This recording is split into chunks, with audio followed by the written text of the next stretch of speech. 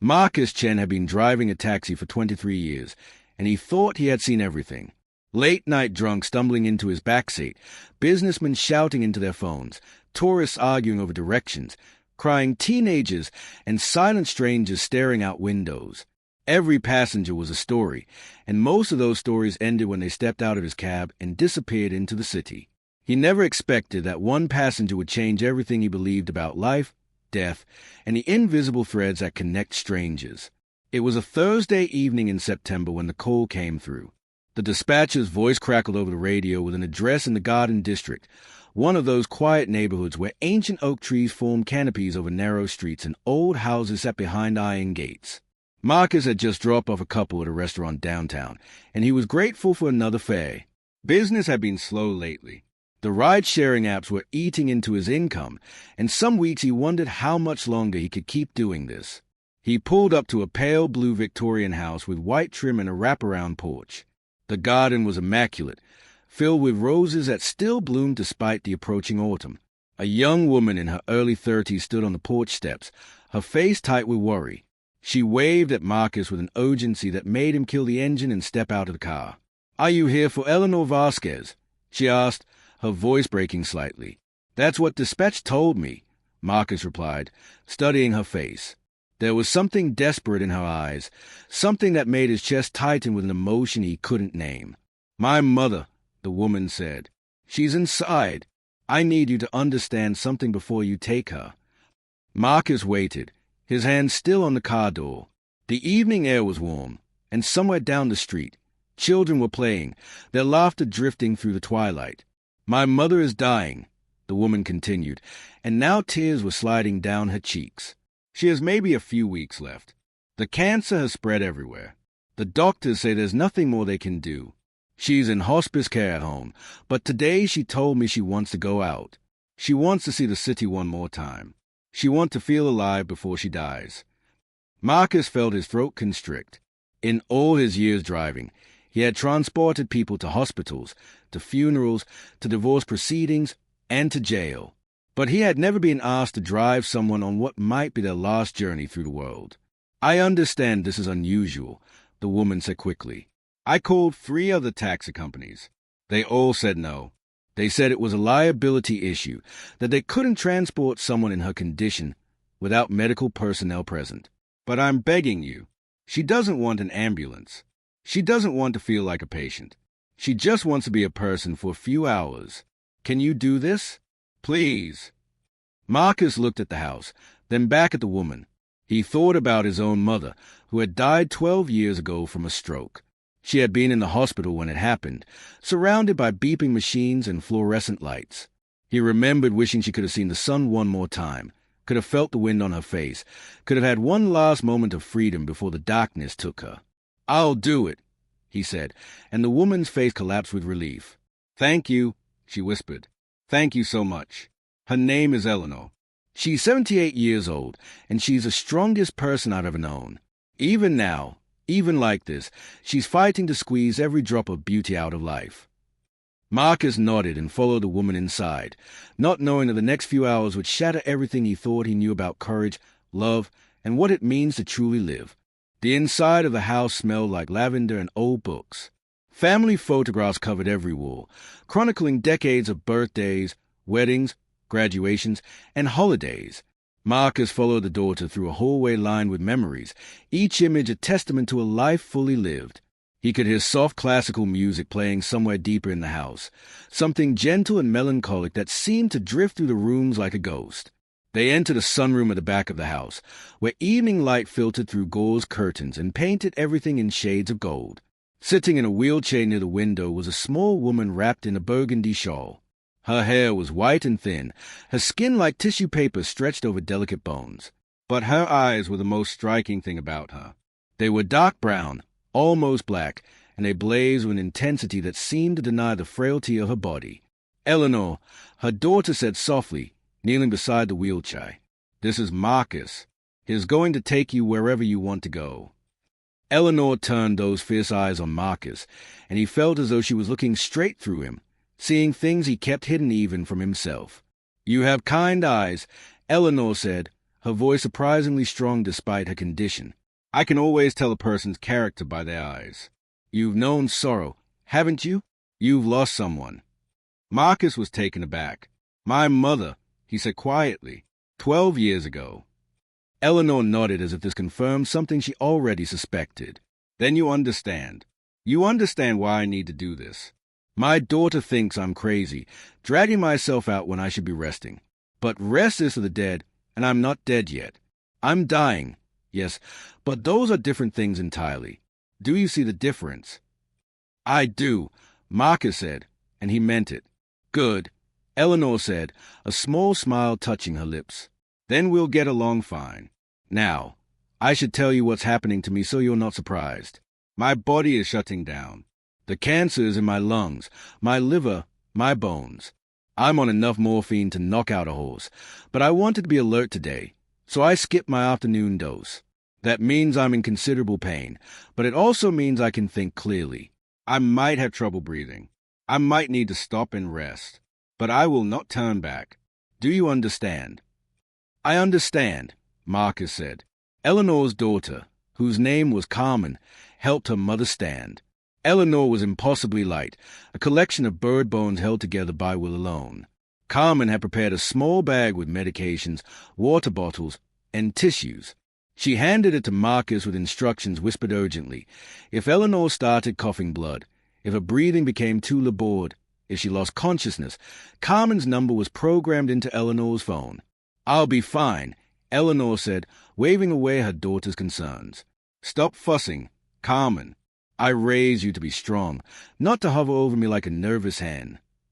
But when Carmen hugged her mother goodbye, both women held on longer than necessary, and Marcus had to turn away from the rawness of their love and fear.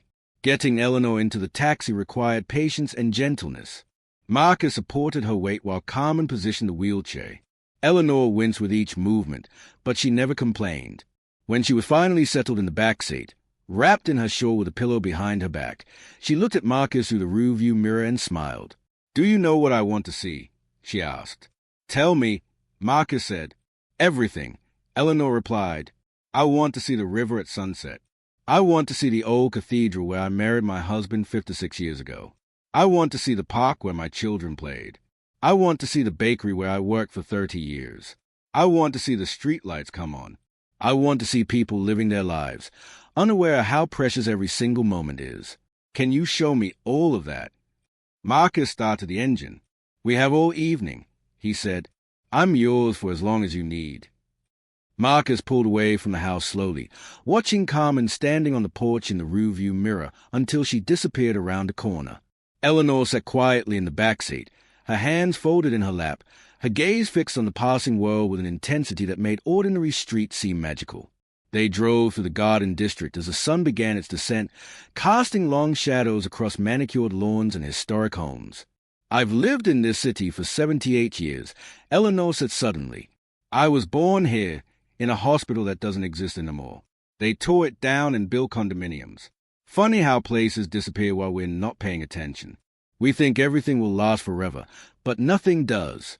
Nothing except the stories we tell about the places that are gone." Marcus found himself drawn into her voice, which had a rhythmic quality that made listening effortless. She told him about growing up during World War II, about her father who worked at the shipyards and her mother who grew vegetables in their backyard because food was rationed. She described childhood summers that felt endless, playing in streets that were safe enough for children to roam free until the streetlights came on. Life was simpler then, Eleanor said. Or maybe it just seems that way because I was young and didn't understand how complicated everything really was. My parents struggled. We were poor, though I didn't know it at the time. Poverty looks different when everyone around you has the same amount of nothing. They reached the river just as the sun touched the horizon. Marcus parked along the waterfront where a walking path stretched beside the slow-moving water. Eleanor asked him to lower her window, and she breathed deeply, closing her eyes. "Smell that?" she asked. "That muddy, fishy, living smell? That's the smell of my childhood. My father used to take me fishing right here. We'd sit for hours, not catching much, just being together. After he died, I couldn't come here for years. It hurt too much. But eventually, the pain softened, and the memories became sweet again. That's what grief does if you let it. It transforms. Marcus helped Eleanor out of the taxi and into her wheelchair. Other people were walking along the path, jogging, walking dogs, pushing strollers. Some glanced at Eleanor with sympathy or curiosity, but she ignored them all. She only had eyes for the river, for the way the setting sun turned the water into liquid copper. "My husband proposed to me here," Eleanor said softly, 56 years ago. "I was 22 and working at the bakery. He was 25, studying to be an engineer. We had known each other for exactly 3 months when he got down on one knee right there, by that oak tree. I said yes before he finished asking the question. Everyone told us we were too young, too impulsive. But we had 53 years together before his heart gave out. 53 years of fighting and laughing and raising children and growing old together. How many people can say they found their person and kept them?" Her voice caught, and Marcus saw tears streaming down her weathered cheeks. He offered her a tissue from the bag Carmen had packed, but Eleanor shook her head. "Let me cry," she said. "I've earned these tears. Every single one of them comes from love, and that's nothing to be ashamed of." They sat there for 20 minutes, watching the sun disappear and the sky turn purple and orange and pink. Joggers passed. A man played guitar nearby. 2 teenagers kissed on a bench. Life continued around them, oblivious to the fact that one woman was saying goodbye to all of it. "I'm ready," Eleanor finally said. "Take me to the cathedral." The drive to St. Joseph Cathedral took 15 minutes through evening traffic. Eleanor talked the entire way, her voice growing slightly weaker but never losing its determination. She pointed out buildings that had changed, stores that had closed, restaurants where she had celebrated anniversaries and birthdays. Each block held ghosts of her past, invisible to everyone but her. The cathedral stood magnificent against the darkening sky, its twin spires reaching toward heaven. Marcus parked across the street, and Eleanor stared at it with such longing that he felt his own eyes burn. "I was married there in 1969, she said. "June 14th. It was the hottest day of the year, and I thought I would melt in my wedding dress. But when I walked down that aisle and saw Roberto waiting for me, nothing else mattered. Not the heat, not my nervous stomach, not the fact that half my family thought we were making a mistake. I knew, absolutely knew, that I was making the right choice." "He must have been an amazing man," Marcus said. "He was human," Eleanor replied, "which means he was flawed and wonderful and frustrating and perfect all at once." The evening deepened into night as Marcus drove Eleanor through the streets of her life. They visited the park where her children had played, now modernized with new equipment, but still recognizable. Eleanor smiled at the sight of families enjoying the cooling evening air, children running wild while parents called after them. She told Marcus about scraped knees and lost teeth, about birthday parties and Little League games, about the exhausting and beautiful work of raising 3 children while working full-time at the bakery. "People talk about work-life balance now," Eleanor said. "We didn't have that luxury. We just worked and lived and hoped we were doing okay. Carmen, my youngest, she's the one you met. She's been my rock through all of this. My 2 sons live far away now. Michael is in California, Thomas in New York. They both came home when they found out about my prognosis. We had good visits, lots of tears and laughter and remembering. But I told them not to come back until the end. I didn't want them watching me fade. I wanted them remembering me strong." Marcus navigated through neighborhoods he had driven through thousands of times, but seeing them through Eleanor's eyes made them new. Every street corner held a story. The grocery store where she had worked briefly as a teenager. The library where she had taken her children every Saturday. The movie theater, now converted to luxury apartments, where she had seen her first film. Each location was a chapter in the book of her life, and she was reading them aloud for perhaps the last time. They arrived at the bakery just after 8 o'clock. It had changed ownership several times since Eleanor's retirement 15 years ago, but the building remained the same. Warm light glowed through the windows, and Marcus could see customers inside, buying bread and pastries. Eleanor pressed her hand against the window of the taxi, her palm flat against the glass. "I worked here for 30 years, she said, her voice thick with emotion. 6 days a week, starting at 4 in the morning. My hands were always covered in flour. I smelled like bread and sugar. Roberto used to joke that he married me because I was the sweetest thing he'd ever tasted. Terrible joke, but it made me laugh every time. Marcus asked if she wanted to go inside, but Eleanor shook her head. I don't want to disturb them. They are living their own lives now, making their own memories. That's how it should be. We have our time, and then we step aside for the next generation. That's the bargain we make with life. As they drove away, Eleanor suddenly asked Marcus a question that caught him off guard. Do you have children? No, Marcus said. I was married once, a long time ago. It didn't work out. Never found anyone else I wanted to try again with. That's a shame, Eleanor said, though I suppose everyone's path is different. Do you regret it? Not having children. Marcus thought about this as he waited at a red light. Did he regret it? He had spent so many years just surviving, just getting through each day, that he had never really examined what was missing. Sometimes, he admitted, especially when I see families together, I wonder what it would have been like. But I also think maybe I wasn't meant for that. Maybe my purpose was different. Maybe your purpose is happening right now, Eleanor said softly. Maybe you were meant to be here with me on this night. I don't believe in accidents, Marcus. I think we meet the people we're supposed to meet exactly when we're supposed to meet them. The words hung in the air between them, heavy with meaning. Marcus felt something shift inside his chest, some long-frozen part of himself beginning to thaw. He had spent 12 years in a kind of emotional hibernation, going through the motions of living without really being alive. And here was this dying woman, teaching him about life. Eleanor directed him to one more location, a small house in a working-class neighborhood where the yards were tiny and the houses stood close together. Stop here, she said, and Marcus pulled to the curb. This is where I grew up, Eleanor said. That's my childhood bedroom window, right there on the second floor. I used to climb out onto that roof when I was a teenager and look at the stars. I dreamed of adventure, of traveling the world, of becoming someone important. I didn't travel much, and I never became famous. But I became someone important to a few people, and I think that's better. It's better to matter deeply to a few than to matter superficially to many. Marcus looked at the house and imagined a young Eleanor sneaking onto the roof, full of dreams and possibilities. The distance between that girl and this dying woman was both infinite and non-existent. We are always every age we've ever been, Marcus thought. We carry all our former selves inside us. I'm getting tired, Eleanor admitted, and Marcus heard the exhaustion in her voice. But there's one more place I need to see. Marcus knew without asking where Eleanor wanted to go. He had been expecting it since the journey began. He drove through the quiet streets toward Oak Grove Cemetery, where ancient trees stood sentinel over the dead, and the moonlight cast silver shadows across marble headstones. The cemetery gates were closed, but Marcus parked outside them, and Eleanor gazed through the iron bars of the vast field of graves stretching into darkness. Roberto is buried here, Eleanor said. Section 12, under a magnolia tree.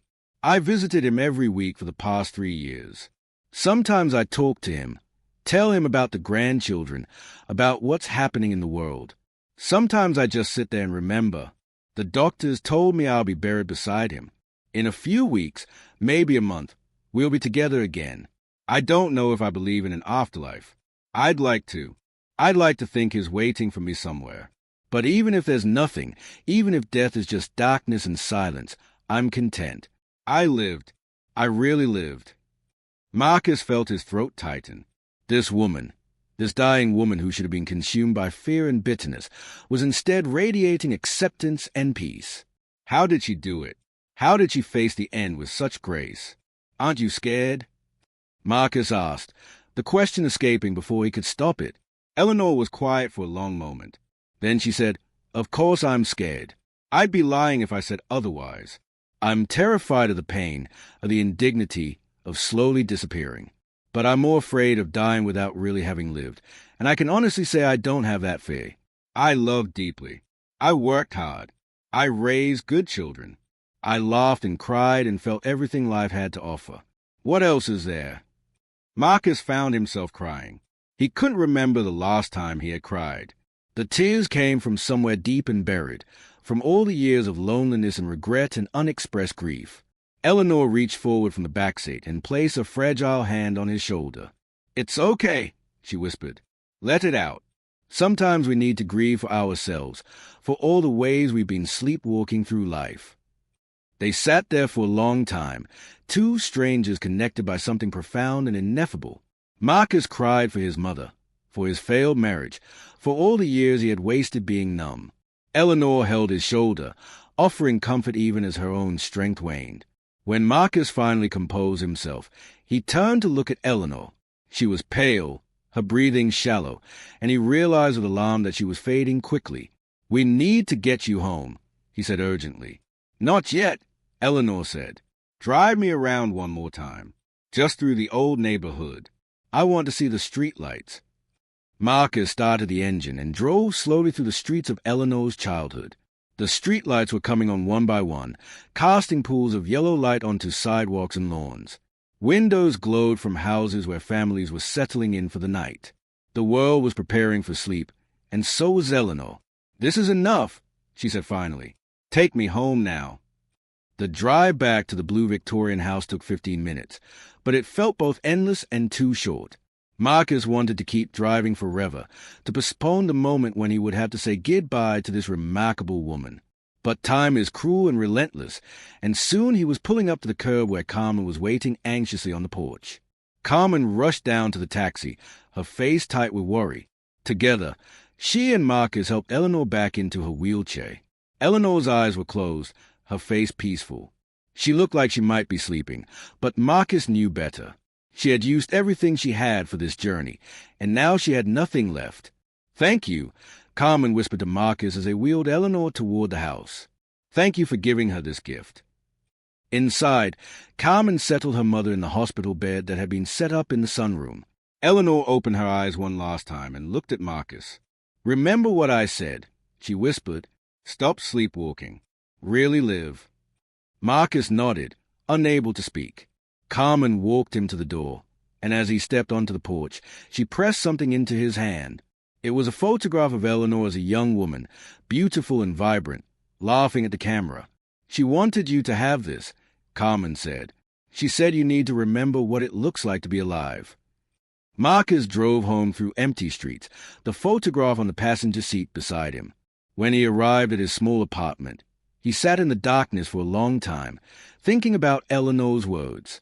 Stop sleepwalking. Really live. He thought about all the years he had spent just going through the motions, driving strangers around the city without ever really connecting to anyone or anything. The next morning, Carmen called. Eleanor had died peacefully in her sleep, surrounded by her family. Marcus attended the funeral at St. Joseph Cathedral.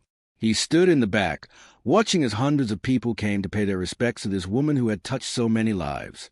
After the service, he visited her grave under the magnolia tree, standing beside her husband's marker. Marcus continued driving his taxi, but something fundamental had changed. He started really seeing his passengers, really listening to their stories. He learned their names, asked about their lives, connected. Some nights he worked late, helping elderly passengers with their groceries, listening to lonely people who needed someone to talk to. He wasn't saving the world, but he was living in it fully, finally awake after years of sleep. 6 months after Eleanor's death, Marcus met a woman named Sarah at a coffee shop. She was reading a book about living meaningfully, and they struck up a conversation. One conversation became many, and Marcus discovered that it wasn't too late to start over, to build a life filled with connection and purpose. He kept Eleanor's photograph on his dashboard, a reminder of the dying woman who taught him how to live. Every time he picked up a passenger, he thought about Eleanor's words. We meet the people we're meant to meet exactly when we're meant to meet them. He had been meant to meet Eleanor on that September evening. She had saved his life by letting him witness the end of Hayes. Years later, Marcus would tell his own children about the taxi ride that changed everything. He would tell them about courage and grace, about the importance of really living before dying, about the unexpected teachers who appear when we need them most. And he would show them the photograph of a young woman laughing at the camera, alive with possibility, not knowing that decades later she would give a stranger the greatest gift, the understanding that every moment matters, every connection counts, and it's never too late to wake up and start living.